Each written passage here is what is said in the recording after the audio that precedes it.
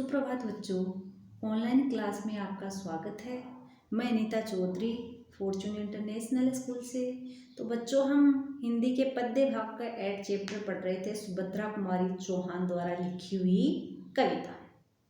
इसके हमने 6 पद कंप्लीट कर लिए थे। आगे के जो पद हैं वो हम पढ़ते हैं। देखो, अगला पद है, अनुनय विनय नहीं सुनता, विकट फिरंगी की माया, व्यापारी बन दया चाहता था, जब ये भारत आया।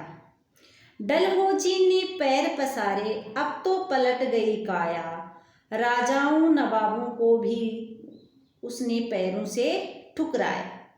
रानी दासी बनी ये दासी अब महारानी थी, बूंदेले हर बोलूं के मुँह है, हमने सुनी कहानी थी, खूब लड़ी मर्दानी वह तो झांसी वाली रानी थी। अनुनय विनय यानी प्रार्थना करना, विकट कठोर, फिरंगी का अर्थ होता है अंग्रेज, माया का अर्थ होता है चाल चलना या कोई जाल गूंथना, पैर पसारे अधिकार करना, पलट गई यानी बदल गई, पैरों से ठुकराना ठोकर लगाना।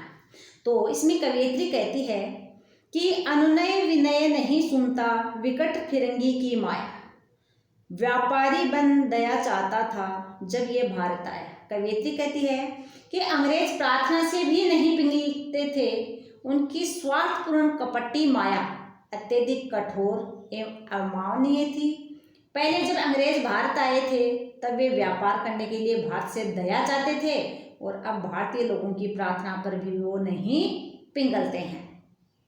डलहौजी ने पैर पसारे, अब तो पलट गई काया, राजाओं नवाबों को भी उसने पैरों से ठुकराया। अब तो उन्होंने इस देश में अपनी स्थिति बहुत मजबूत कर ली थी। उन्होंने यहाँ के राजाओं नवाबों को भी ठुकरा दिया है। लक्ष्मीबाई जो महारानी थी वो क्या हो गई है, अब दासी बन गई है, अर्थात अंग्रेजों के अधीन थी। ये बात हमने किससे सुनी है, बूंदेले हर बोलूं के मुँह है, हमने सुनी कहानी थी, खूब लड़ी मर्दानी वह तो झांसी वाली रानी थी। यानी राजाओं नवाबों को भी ठुकरा दिया था। लक्ष्मीबाई जो महारानी थी वो अब दासी बन गई है, अर्थात अंग्रेजों के अधीन थी। ये बात हमने बुंदेलखंड के हर बोलूं के मुँह से सुनी है। लक्ष्मीबाई मर्दानी थी और युद्ध में उसने खूब पराक्रम हिम्मत दिखाई। छीनी राजधानी दिल्ली की, लिया लखनऊ बातों बात, कैद पेशवा था बिठूर में, हुआ नागपुर का भी घात। उदयपुर तंजौर सतारा, कर्नाटक की कौन बिसात, जबकि सिंध पंजाब ब्रह्म पर भी हुआ था व्रज निपात। बंगाले मद्रास आदि की भी तो यही कहानी थी, बूंदेले हर बोलूं के मुँह है, हमने सुनी कहानी थी, खूब लड़ी मर्दानी वह तो झांसी वाली रानी थी। कवयित्री कहती है कि छीनी राजधानी दिल्ली की, लिया लखनऊ बातों बात, कैद पेशवा था बिठूर में, हुआ नागपुर का भी घात।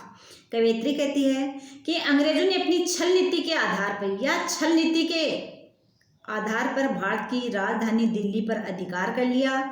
लखनऊ को तो बहुत कम समय में बहुत आसानी से यानी बातों बातों में ही जीत लिया। उन्होंने बाजीराव पेशवा और बिठूर में कैद कर लिया था, नागपुर को भी चोट पहुंचाई थी, धावा बोला था। उदयपुर तंजौर सतारा कर्नाटक की कौन बिसात, जबकि सिंध पंजाब ब्रह्म पर भी हुआ था ब्रज निपात। उदयपुर तंजौर सतारा और कर्नाटक की रियासतों की तो बात ही क्या थी, वे तो आसानी से जीत लिए। सिंध पंजाब ब्रह्मदेश कुछ मजबूत थे, उन्हें भी उन्होंने हरा दिया, परास्त होने की संभावना नहीं थी, किंतु अंग्रेजों ने उन पर भी वज्रपात कर दिया। बंगाल मद्रास आदि की भी तो यही कहानी थी, और ये बात हमने बंगाल मद्रास आदि राज्यों की भी ऐसी ही कहानी थी, और ये बातें हमने किससे सुनी है, बुंदेले हर बोलों के मुख से सुनी है। उनसे ही ये भी सुना है कि मर्दों जैसी बहादुरी दिखाने वाली लक्ष्मीबाई ने अंग्रेजों से खूब टक्कर ली है। रानी रोई रनिवासों में, बेगम गम से थी बेजार, उनके गहने कपड़े बिकते थे कलकत्ते के बाजार, सरेआम नीलाम छापते थे अंग्रेजों के अखबार, नागपुर के जेवर ले लो, लखनऊ के लो 9 लाख हार, यूं पर्दे की इज्जत पर देसी के हाथ बिकानी थी, बूंदेले हर बोलों के मुँह हमने सुनी कहानी थी, खूब लड़ी मर्दानी वह तो झांसी वाली रानी थी। रानी रोई रनिवासों में, बेगम गम से थी बेजार, उनके गहने कपड़े बिकते थे कलकत्ते के बाजार। कवयित्री सुभद्रा कुमारी चौहान कहती है कि भारत के हिंदू और मुसलमान राजा अंग्रेजों द्वारा सताए जा रहे थे, परेशान किए जा रहे थे, अर्थात हराए जा रहे थे, परास्त किए जा रहे थे। उनकी रानियां और बेगमें रनिवासों में यानी महलों में दुखी रहती थी। बेगमों का तो गम के मारे हाल बहुत ही खराब था, दुख के मारे उनका हाल बहुत खराब था। अंग्रेज उनके राज्य के कपड़ों आभूषणों को कलकत्ता के बाजार में नीलाम कर देते थे, बेच देते थे। अंग्रेजों के समाचार पत्र नीलामी की खबरें बिना किसी हिचक के अखबारों में छपवाते थे।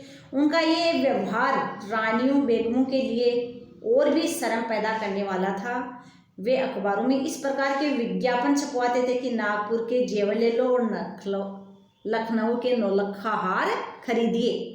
कवयित्री सुभद्रा कुमारी चौहान ये भी कहती है कि यहाँ तो रानियों और बेगम पर्दा करती थी, किंतु उनके कपड़े गहनों की नीलामी के विज्ञापन अखबारों में छापे जाने से मानो उनकी इज्जत है वो बिकी जा रही है। ये सभी बातें हमने बुंदेलखंड हर बोलों के मुख से सुनी है।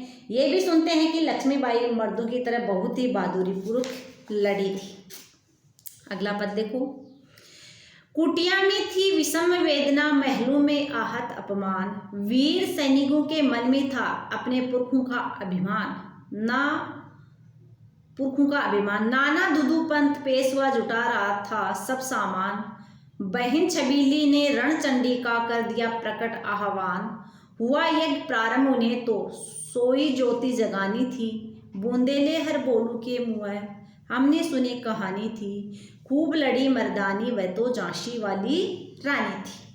कवयित्री कहती है कि कुटिया में थी विषम वेदना, महलों में आहत अपमान, वीर सैनिकों के मन में था अपने पुरखों का अभिमान। कवयित्री कहती है कि गरीब लोग झोंपड़ियों में रहते थे। वे अंग्रेजों के अत्याचार के कारण बहुत ज़्यादा परेशान थे और महलों में रहने वालों के स्वाभाविक स्वाभिमान को वो चोट पहुंचती थी।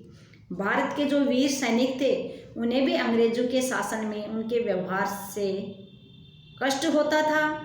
उनमें अपने पूर्वजों का अभिमान था। नाना दुदू पंथ पेशवा जुटा रहे सब सामान, बहन छबीली ने रणचंडी का कर दिया प्रकट आह्वान। नाना दुदू पंथ और बाजीराव पेशवा परेशान होकर अंग्रेजों के विरुद्ध विद्रोह की तैयारी कर रहे थे। नाना साहब की मुँह बोली बहन लक्ष्मीबाई ने तो अंग्रेजों के खिलाफ विद्रोह की खुली घोषणा कर दी थी। हुआ यज्ञ प्रारंभ उन्हें तो सोई ज्योति जगानी थी, बूंदेले हर बोलों के मुँह हमने सुनी कहानी थी। नाना साहब लक्ष्मीबाई आदि ने देश को अंग्रेजों से आज़ाद कराने का स्वतंत्रता संग्राम रूपी यज्ञ प्रारंभ कर दिया। उनका उद्देश्य देशवासियों में आज़ादी की चेतना जगाना था। ये बातें हमने बुंदेले हर बोलों के मुख से सुनी है कि झांसी की रानी ने अंग्रेजों के विरुद्ध लड़ते हुए मर्दांगिनी दिखाई, यानी पुरुषों की भांति रानी लक्ष्मीबाई ने अंग्रेजों से युद्ध किया है और अपनी वीरता को दिखाया। तो आज हम इसके 4 पद ही पढ़ेंगे। अगला जो पद है वो हम अगले वीडियो में पढ़ेंगे। ये 4 पद जो मैंने पढ़ाए हैं ये एक बार आपको वापस पढ़ने हैं। धन्यवाद।